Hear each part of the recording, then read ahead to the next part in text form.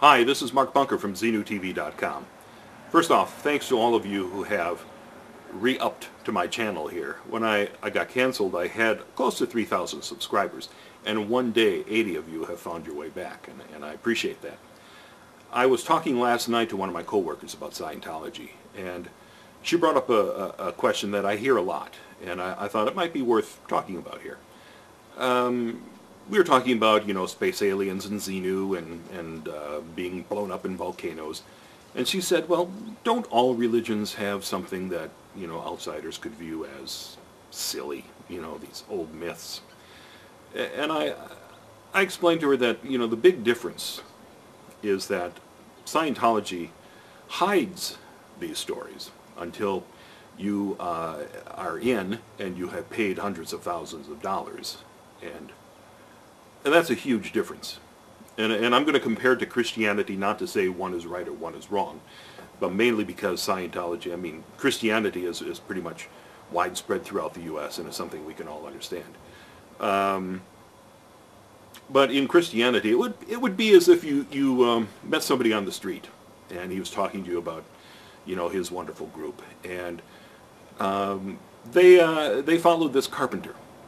This carpenter 2,000 years ago really was a nice guy, and he had a lot of great ideas about, getting along and living in peace and loving your neighbor and working to help the poor. And it was really a terrific group, and we all try to be just like him and become better people ourselves. And you look around and everyone in his group is happy and smiling and prosperous, and you think, well, gee, I'd like to know more about this. And you're invited to be part of the group, and you find out that you have to pay to take courses to learn to be like this carpenter. And these courses will help you become a better father, a better parent, make more money at your job. All of these courses are going to help you communicate and become more like this wonderful carpenter, and you're going to be able then to go out and spread your gospel and bring peace to this world.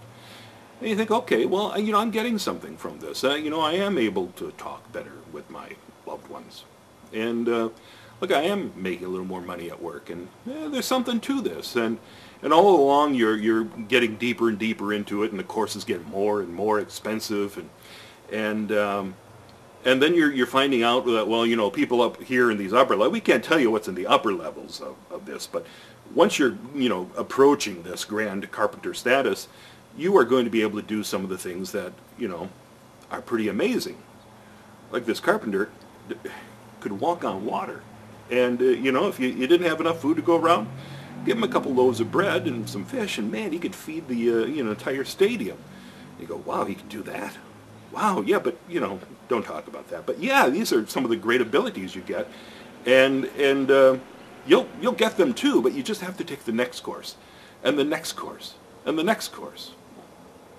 And you're thinking, well, I'm not getting them, but, everyone else seems to be getting these powers, and I'd like to be like this carpenter, and everybody else seems happy, and I guess I'm getting something from this, and you keep going along, and several $100,000 later, and several years later, when your life is completely enmeshed in this group, then they tell you, this carpenter we've been talking about, don't tell anyone.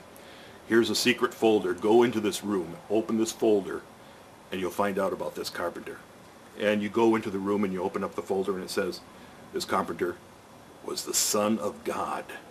And, his mother, she was a virgin. It was a virgin birth. And, and then he died, and he rose from the dead the next day.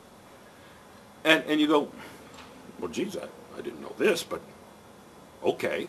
And you come out of the room, and you can't talk about that to anyone.